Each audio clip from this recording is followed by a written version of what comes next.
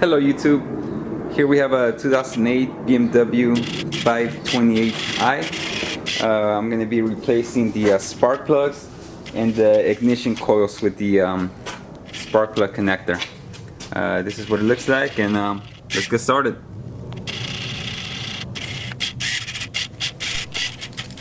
Alright, here we go. This is the cabin air filter housing for the driver's side. As you can see, I am unscrewing the little bolts. It's a 1/2 inch socket. I'm using a flathead screwdriver to pry out this bar that's holding the left side of the housing cover down. You just pry it out on both sides, the bottom and the top, and it just comes off. It's pretty easy. After you do that, all you do is you push it up and then you put it towards you and it comes right out. It's pretty easy. This is also the same way you will replace your cabin air filter. As you can see from right there, you just be able to pull it out and change it out. As you can see, I'm showing you the bolt. It's not really a bolt. It's like one of those things that just snaps on into place. Don't try to take it out because or keep going counterclockwise with a 1/2 inch because it'll just you could break it. All right, the 1/2 inch again. You're just gonna go just about a 1/4 of a turn, and it should unlock it. And then again, you have that bar that's holding down the right side of the cabin air filter housing cover on the passenger side, and you just put it down and it comes right off. There's two sensors right there. One is that sensor that when you close the hood, it lets the car know that the hood is completely closed. Well, you just disconnect both of them, and then you push up on the housing cover and it comes right towards you and it comes right off. And again, if you want to switch this air filter, this would be a good time to do so. That would be the way that you would replace it as well. Got some cleaning to do, as you can see. Alright, let's see what we got here. Oh, there's that little plastic housing right there next to the fender. It prevents stuff from going in there or air. Just take it right out and it comes right out. And same thing for the right side. You can see I'm taking off the little cover on the side. Just push up on it, it'll snap off, and you use it later.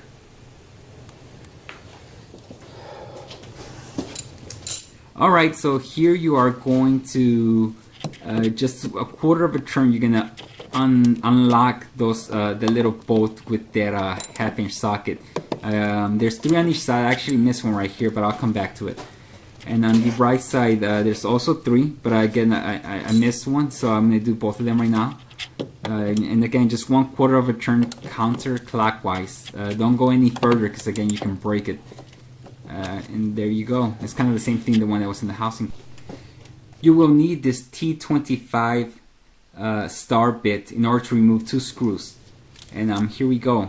There's one of them right there. I'm going to unscrew it. Now I'm using the impact driver, but I'm not going very strong on it, just enough to loosen it up and taking it out. So there goes one, and there's one on the right hand side. You see it right there, and it comes right out. Again, I'm not using a lot of power on this, just enough to get it out.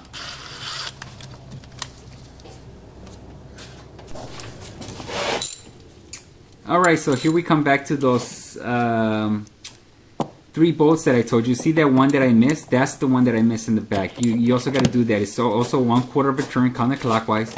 It's the same 1/2 inch socket. And again, I did 2 of them already on the right side. That one and that one I did already. That's the one I missed. Alright, so you need to just go 1/4 of a turn counterclockwise, and same scenario. Alright, now I'm removing this cabin air filter housing cover holder thing. It just pops up, very easy to take out. I'm going to rinse this out and clean it out real nice before I put it back in. I suggest you do the same. You won't see me put it back in because I'm just going to show you how to take everything apart. I'm assuming that you'll be able to put everything back together on your own. If not, just watch the video and do it in reverse order. Very easy.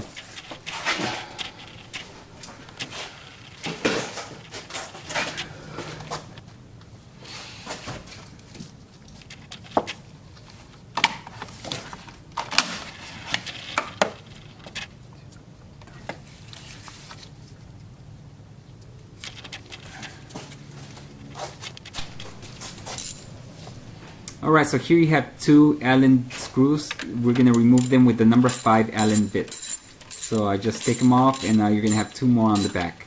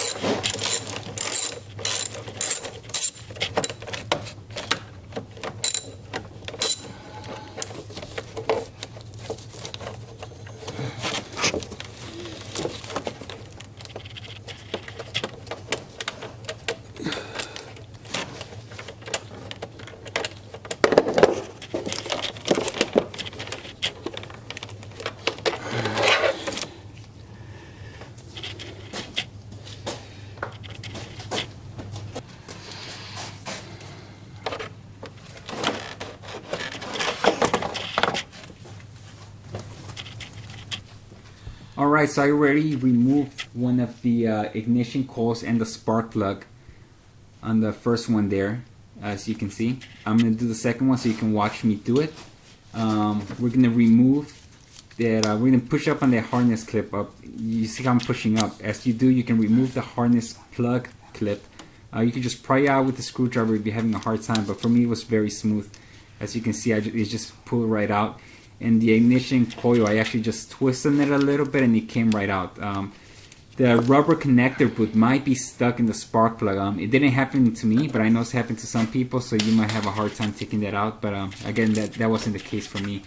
I am using a spark plug size socket with a 3/8 inch drive ratchet and the extension. And I'm going counterclockwise on it. As you can see, there you go, I got it loose, and it should come right out right after that. I highly suggest that you do this by hand, not use any power tools, because the last thing you want to do is damage anything inside of your engine. Always do it by hand. That's my recommendation. And here we go.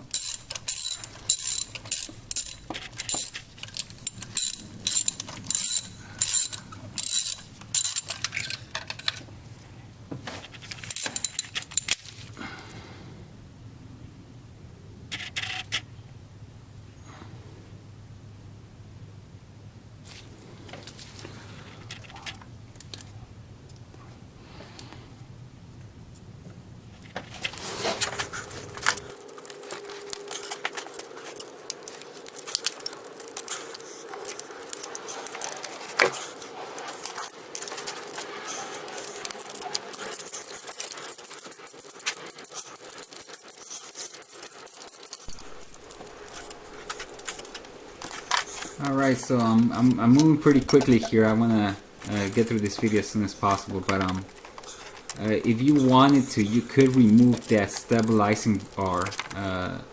That's kind of on my way there. I just didn't want to take it off because I think I could work around it. But I mean, you could remove it if you wanted to make your life a little bit easier. I mean, it's up to you.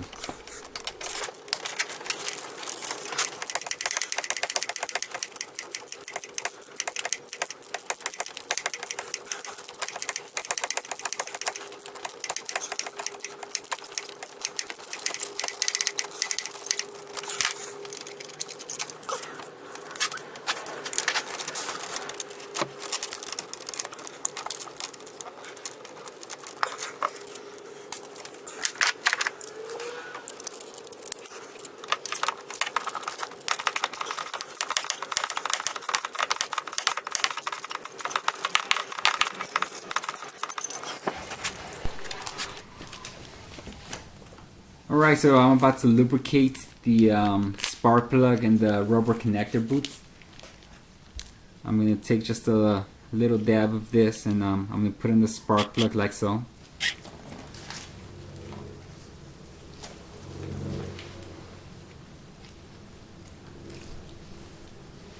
And then I'm also going to put some inside the rubber connector boots, just so the spark plug doesn't get stuck in there. And I'm going to use the spark plug to, you know, help it get in there real good. And that'll be it. I'm going to do that for all 6 of them.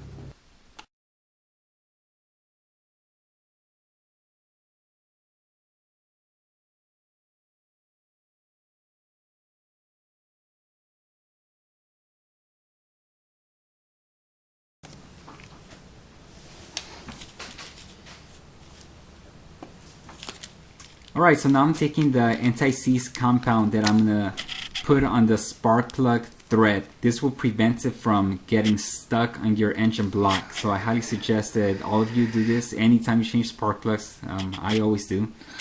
So here you go. I'm going to do that for all 6 of them.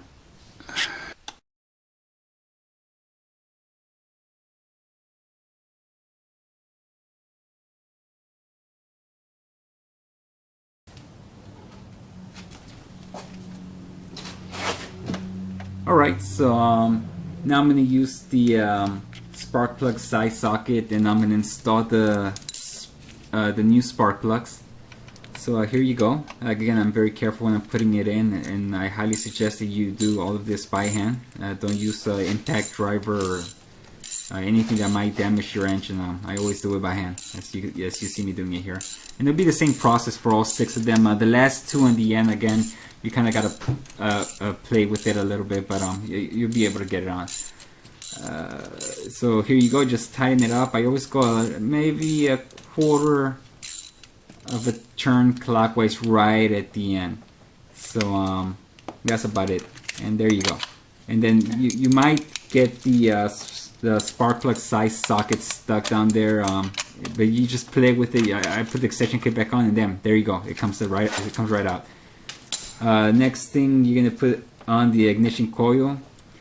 Again, it's already all lubricated as you saw me do it. You stick it right back on. Make sure it snaps in there real good.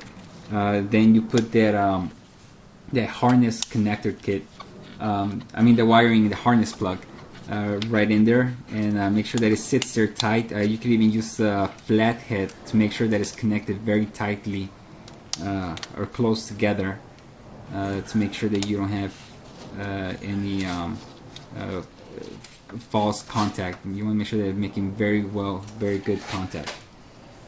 And there you go. You could do the rest of them just like so.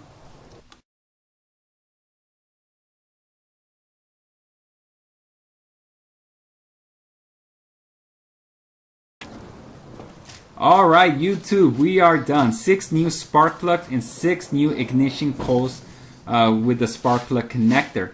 Now let's get this baby running and let's see how it runs.